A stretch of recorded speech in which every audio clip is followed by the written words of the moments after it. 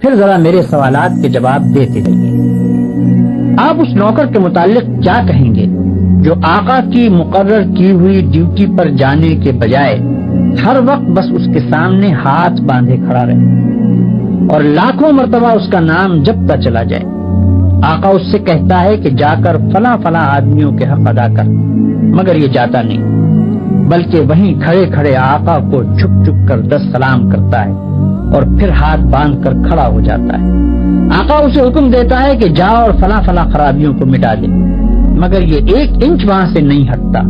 اور سجدے پر سجدے کیے چلا جاتا ہے۔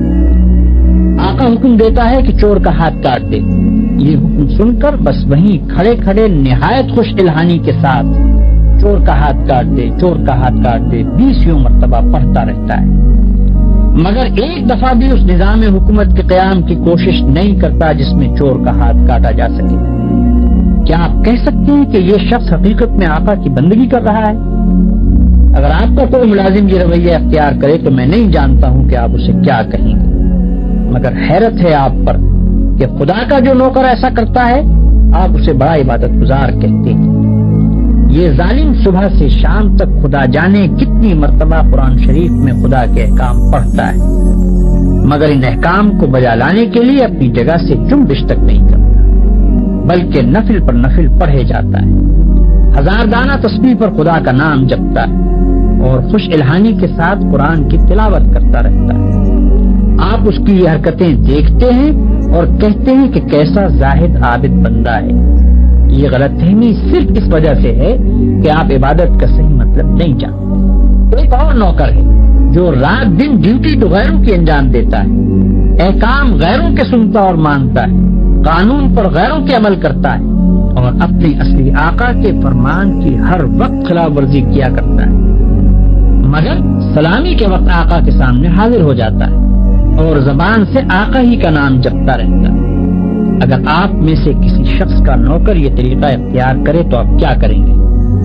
کیا آپ اس کی سلامی کو اس کے منہ پر نہ مار دیں گے؟ جب وہ زبان سے آپ کو آقا اور مالک کہے گا تو کیا آپ فوراً یہ جواب نہ دیں گے کہ تو پرلے درجے کا جھوٹا اور بے ایمان ہے، تنخواہ مجھ سے لیتا ہے اور نوکری دوسروں کی کرتا ہے، زبان سے مجھے آقا کہتا ہے اور حقیقت میں میرے سوا ہر ایک کی خدمت کرتا پھرتا ہے؟ یہ تو ایک معمولی عقل کی بات ہے جسے آپ میں سے ہر شخص سمجھ سکتا ہے، مگر کیسی حیرت کی بات ہے کہ جو لوگ رات دن خدا کے قانون کو توڑتے ہیں، کفار و مشرکین کے احکام پر عمل کرتے ہیں اور اپنی زندگی کے معاملات میں خدا کے احکام کی کوئی پرواہ نہیں کرتے، ان کی نماز اور روزے اور تسبیح اور تلاوت قرآن اور حج و زکوٰۃ کو آپ خدا کی عبادت سمجھتے۔ یہ غلط فہمی بھی اسی وجہ سے ہے کہ آپ عبادت کے اصل مطلب سے ناواقف ہیں۔ ایک اور نوکر کی مثال لیجیے۔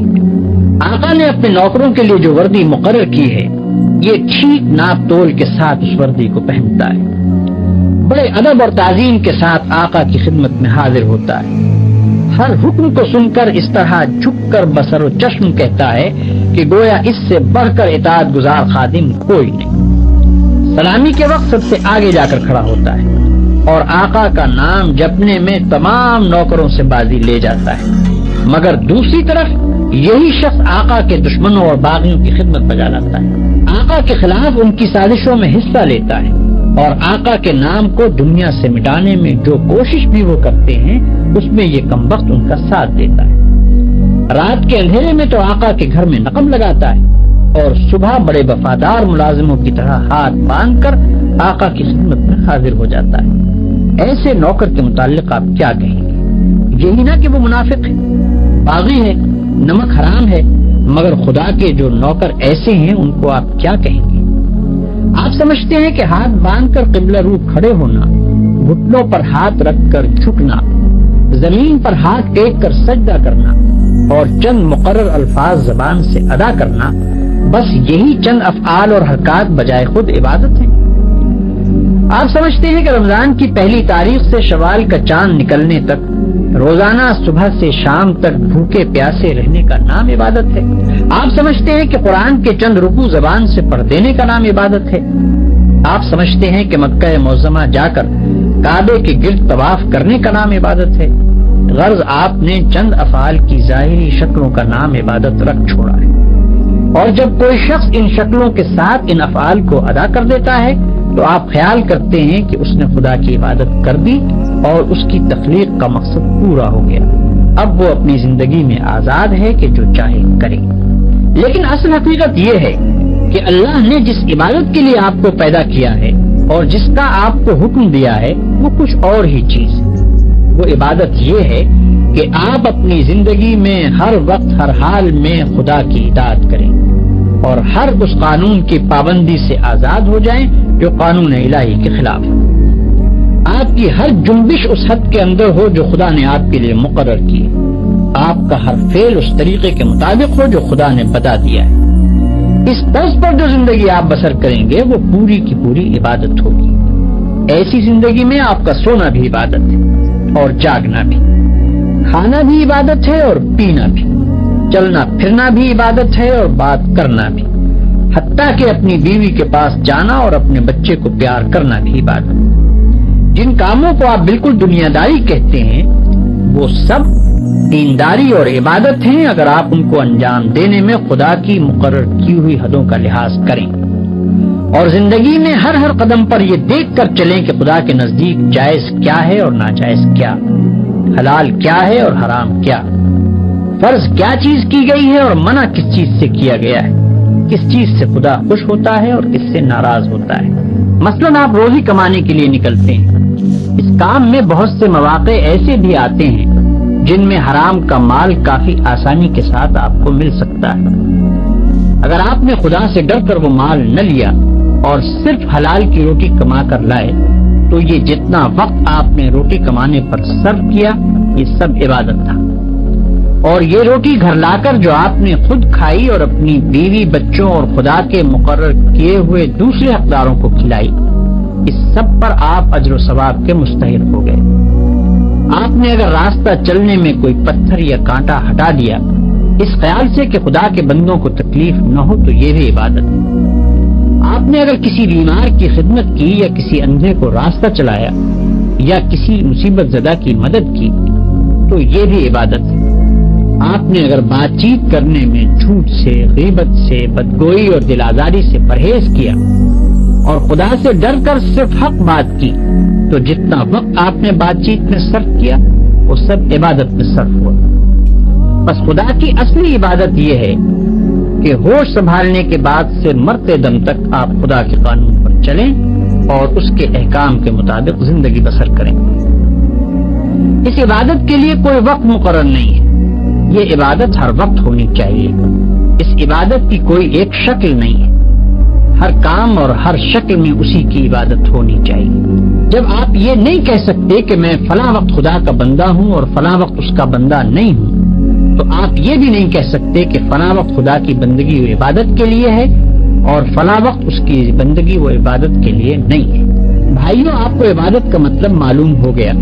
اور یہ بھی معلوم ہو گیا کہ زندگی میں ہر وقت ہر حال میں خدا کی بندگی اور اطاعت کا نام ہی عبادت ہے۔ اب آپ پوچھیں گے کہ یہ نماز، روزہ اور حج وغیرہ کیا چیزیں ہیں؟